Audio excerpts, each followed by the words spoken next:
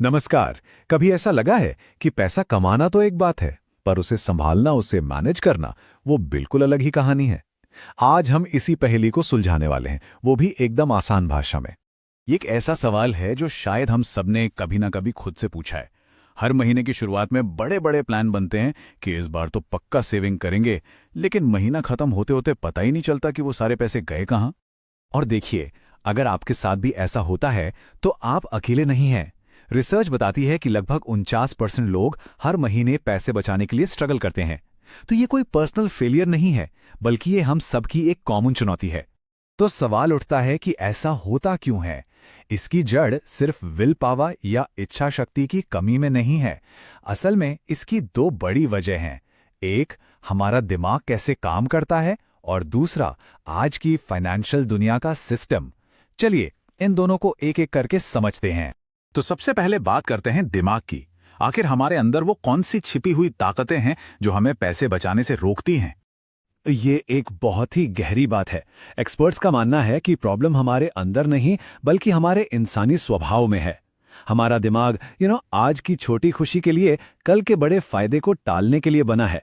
ये कुछ ऐसा है जैसे आज एक चॉकलेट खाने के लिए अगले हफ्ते की पूरी पार्टी को भूल जाना। इसी को कहते हैं ऑप्टिमिज्म ट्रैप या आशावाद का जाल। हम हमेशा सोचते हैं, अरे कोई बात नहीं, आगे चलकर सब ठीक हो जाएगा, हम बाद में और ज्यादा बचा लेंगे। लेकिन सच तो ये है कि वो बाद अक्सर आता ही नहीं है।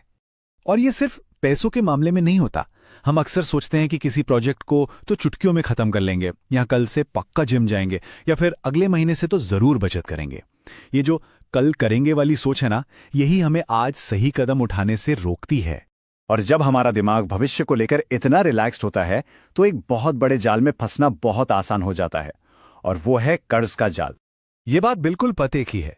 कर्ज हमें आज अभी अपनी ख्वाहिशें पूरी करने की ताकत देता है, लेकिन इसकी कीमत हमें अपने आने वाले कल में चुकानी पड़ती है। एक तरह से हम अपने भविष्य से ही उधार ले रहे होते हैं। जरा इस टेबल को देखिए। ये दिखाता है कि ब्याज कैसे एक छोटे से कर्ज को एक बहुत बड़े बोझ में बदल देता है। मान लीजिए 5,000 का क्रेडिट कार्ड बैलेंस है। अगर ब्याज दर 20% है तो 10 सालों में आप उस रकम का 2 गुना से भी ज्यादा चुका चुके होंगे। यही है कंपाउंड इंटरेस्ट का जाल। तो असल में हो क्या रहा है?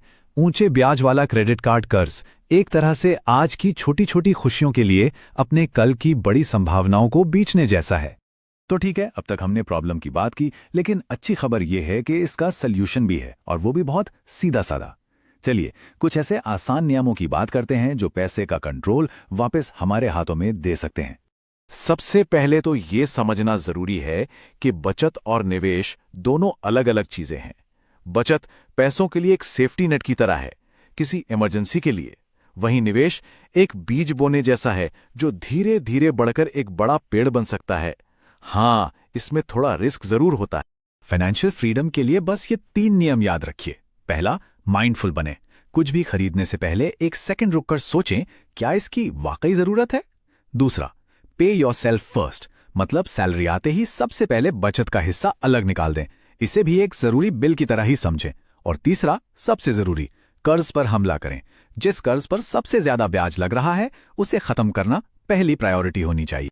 और आखिर में बात घूम फिरकर एक ही जगह आती है, माइंडसेट पर। अपने पैसे को कंट्रोल करना सिर्फ नंबरों का खेल नहीं है, ये एक आदत है, एक नजरिया है। असली कामयाबी तब मिलती है जब हम अपने इमोशंस और अपने व्यवहार को अपने लंबे समय के लक्ष्यों के साथ अलाइन कर लेते हैं, यानी एक सीध में ले आते हैं। जब ये तालमेल बैठ जाता है तो असल में हम अपने फाइनेंशियल फ्यूचर के मालिक बन जाते हैं। इस सवाल पर एक बार सोचिएगा।